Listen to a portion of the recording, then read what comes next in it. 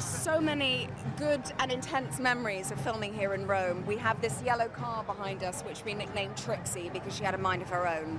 And so to spend 5 months learning how to drift with Trixie whilst both Tom and I were handcuffed to each other meant that by the time we got out to Rome, we had a good chance that we weren't going to harm the city, the streets, the fountains, the stairs, other people. And so the fact that we've come back here with the city intact and also thriving is such it feels bittersweet.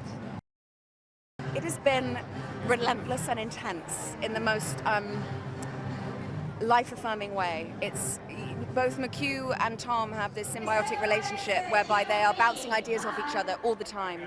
So you can walk onto set on any given day and a script change will happen, or they'll throw out a new bit of dialogue, and they're encouraging you to come, as the actor, to come up with ideas. And so it's very much a collaborative back and forth process. And I knew going into it that if I surrendered to that process, then I was going to have the most extraordinary ride and surprise myself with what I could do.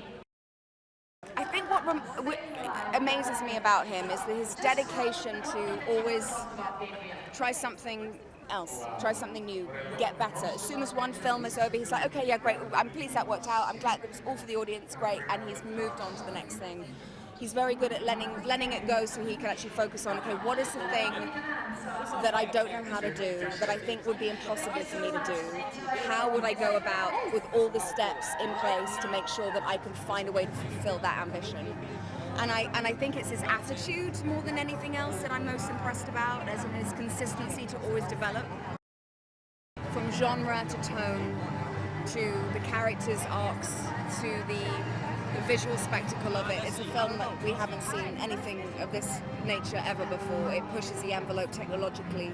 Everything we're doing in this movie is all for the sake of delighting the audience, and I think it will delight, it will excite. You'll wake up the next morning with an emotional hangover from it. Make sure you sleep well and you're hydrated.